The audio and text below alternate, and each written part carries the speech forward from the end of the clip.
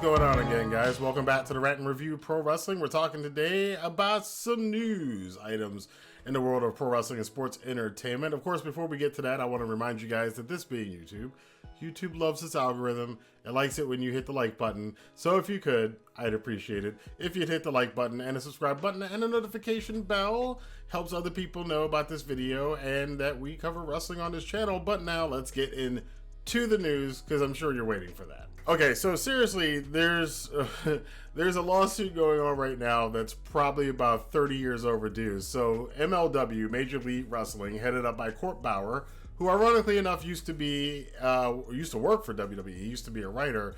MLW is suing WWE. Basically, it's a monopoly suit, suing WWE for exhibiting monopoly-like practices. Now, if you're not familiar with U.S. law, I'm not going to get knee deep into this. I could, maybe it's for Wrestling with Finance channel, but there's anti-monopoly rules in the United States. You don't want one company to basically monopolize an entire industry, even though in a lot of ways that tends to happen. A lot of people perceive it that way. Like, a lot of people perceive Disney as monopolizing the movie industry, but you know, Sony and Paramount and all the other, there's a bunch of other studios that are, you know, putting out a lot of stuff. It just happens to be right now that Disney owns a lot of properties and they're very popular ones, but it's not like, you know, Fast and Furious isn't under Disney, you know, so that's something to be, there's something to be said for that. But what really is going on here with MLW is that they're saying that because WWE was reported probably around fall of last year, kind of moved against them having their own streaming service with NBC Universal and all this other stuff, that they are suing WWE for blocking the company from growing. And it's a legitimate lawsuit in the eyes of people who actually care about this stuff. On one hand, it can be seen that yes, WWE, and admittedly, they have practices that prohibit other people, other companies from growing. They have constantly stifled other companies from growing. They try to block companies from going to Madison Square Garden. They try to block companies from being able to be on pay-per-view. You know, famously, of course, 1987, they threw on a pay-per-view. Survivor. This is where Survivor Series came from. They put on Survivor Series just to stifle Starrcade. So, and then played big boy ball behind the scenes and said, if you carry Starrcade, even though Starrcade was on at a different time than Survivor Series, if you even carried Starrcade, then you can't get WrestleMania next year. And of course, that strong-armed a lot of cable providers, a lot of pay-per-view providers not to carry Starrcade. So again, like I said, it's 30 years overdue. WWE has a long history of doing this stuff. The thing that's about it, though, is that the wrestling community, even on the business side, a lot of those guys back in the day probably weren't aware of a lot of the legal actions they could have taken to prevent Vince McMahon from making a monopoly. And since nobody challenged him, he was able to do so. Well, Court Bauer doesn't seem to think the same way, and he's going to fight this. Although, whether or not this is going to actually amount to anything, I think a lot of the general consensus is that a lot of people don't think that anything's really going to come out of it. Number one, it's been done for such a long time. WWE's legal team, they've got gobs of money to throw at this thing. And even if MLW wins, they might get a settlement out of court, and they might get themselves a lot of money, which might be the play that they're trying to go for anyway, to get some money out of Vince. But you know, it's possible that this gets thrown out of court as well. And in this case, AEW is kind of hurting them a little bit, because AEW and New Japan and Ring of Honor may have hurt MLW's cause, because as we've seen over the last 3 to 4 years, AEW was able to establish itself on TBS. New Japan and Ring of Honor were able to get Madison Square Garden and sell it out. So some of that stuff may punch a hole into the case MLW is making, although as a long-term wrestling fan who's been watching this stuff for years and this is one of the reasons why I say I'm not a big fan of WWE's business practices, especially over the last 20 years. This kind of stuff with them, you know, basically being a monopoly in wrestling, they have been for a long time, is one of the reasons why the industry itself is shrinking and contracting on itself. So I don't know. We'll see what happens in the coming months over this court case between MLW and WWE.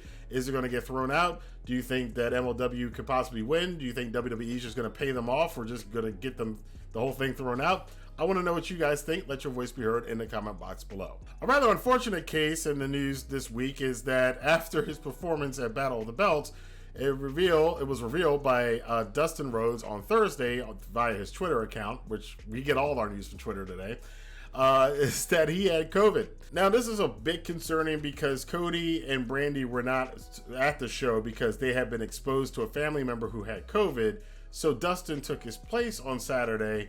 But now, since Dustin has COVID, you have to wonder if he's exposed everybody who was at the Battle of the Belt show on Saturday, including Sammy Guevara and some other people. So I'm sure they're all going to get tested and we're going to find out sooner or later, but that's a little scary. And this is where we are with the COVID mess right now. The one fortunate thing, though, is that the people who have caught COVID, like in recent times, we heard Matt Jackson talk about it on Dynamite this past week, how he beat COVID in 2 days. Roman Reigns got over COVID relatively quickly, and Roman was high risk for COVID. So I think and what I'm hoping eventually is going to happen, because again, at this point in time, 2 years into this thing, I don't think it's realistic to think that we're going to eradicate it. I think what we're all hoping for is that COVID gets to the point where it's like getting the flu. It's like you'll be sick for a couple days, you take your medications, you rest and everything else, and eventually you're going to be fine in 3 days. You go back out in public.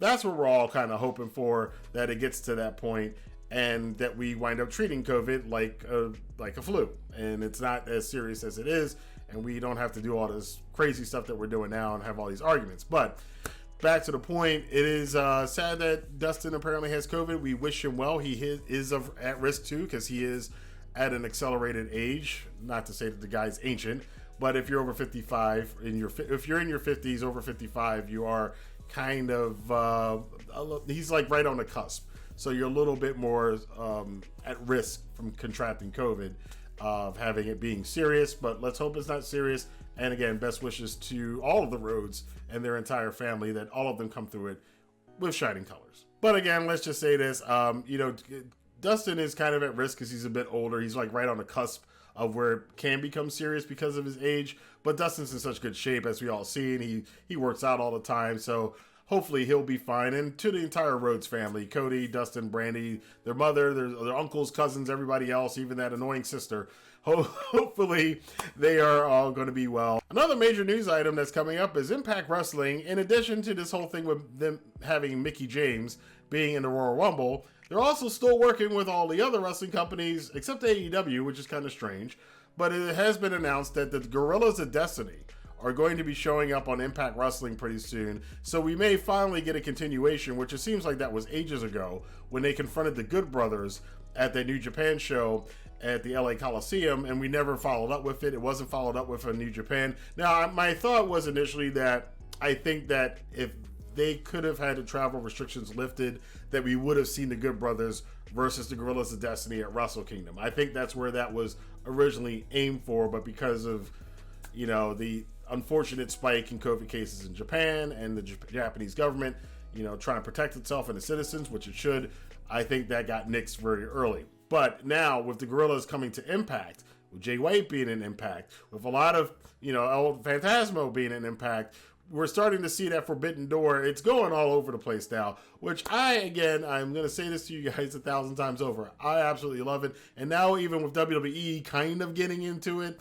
although I don't think WWE is going to get into it the extent that AEW and Impact and New Japan and the other companies are doing, where they've got guys actually showing, and guys and girls showing up on opposite shows. I think they just wanted Mickie James because Mickie James is a legend. And honestly speaking, I wouldn't be surprised if Vince and Pete and Dunn and all those guys, they didn't sit there and go, oh, well, we need some legends for this female battle royal or Royal Rumble. So let's go through all of our old stars. Go contact Mickie James. And somebody had to tell them that Mickie James is under contract with Impact, and they probably didn't even know. And they were like, oh, well, talk to Impact and see if we can get her and work out a deal. We'll have our own forbidden door. Pal. But who knows, But it's just cool to see. I'm all for this. Because look, the entire wrestling industry the audience is still contracting, and we need to grow it. So whatever these companies can do to work together, whether it's companies working together in the States, whether it's companies working together in Japan, whether it's, I was going to say Mexico, but I still don't see CMLL and AAA really working together.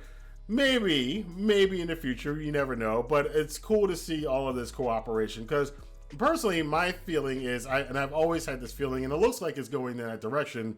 I always looked at wrestling no different than any other industry. And just throwing a comparison to the movie industry, you know, you have some actors who are in both the DCEU and the MCU, you know, the Marvel movies and the DC movies. So, you know, Lawrence Fishburne has played characters in both. He was a character in Ant-Man in the MCU, and he was in a character in Superman. He played Perry White in the Superman DC comic book universe. You know, you have that cross-pollination going on a lot. So I would like to see it in wrestling industry where, you know, you can see these different crossovers. I think crossovers and the multiverses and all of this stuff, I think it's really popular right now. I think it's going to continue to be popular, and it just helps generate more excitement when you don't know any given week who's going to show up in the show, whether it's WWE, who's going to show up at the Rumble. We're still got speculation about the Men's Rumble. You don't know whoever's going to show up on AEW from week to week. You don't know who's going to show up in Impact. And when the borders open up again, God knows how many people are going to be trying to get into New Japan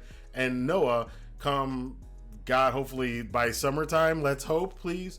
But it's very interesting. I like the fact that we got the Guerillas and everybody else coming into Impact. Should be much more interesting, and hopefully it will help Impact's viewership. It does seem to be helping a little bit now with their viewership slightly changing, but again, overall time will tell as to how all of this works. Thank you guys for checking out the news break today. I will be doing some other videos here in the future, of course, on the channel, so be sure you subscribe, and also check out some of my other channels. I do a Let's Play of God of War on my gaming channel that's currently ongoing. On my Wrestling with Finance channel, we will be talking a little bit more in depth about some WWE corporate news over the next week and a bunch of other stuff. So definitely check out the description box below. Check out all those links. I appreciate it very much. And in the description box below, I want to hear what you guys think about some of these news stories. Until then, I will see you guys here for more news, rumors, and commentary on the Rant and Review Pro Wrestling. Have a good day.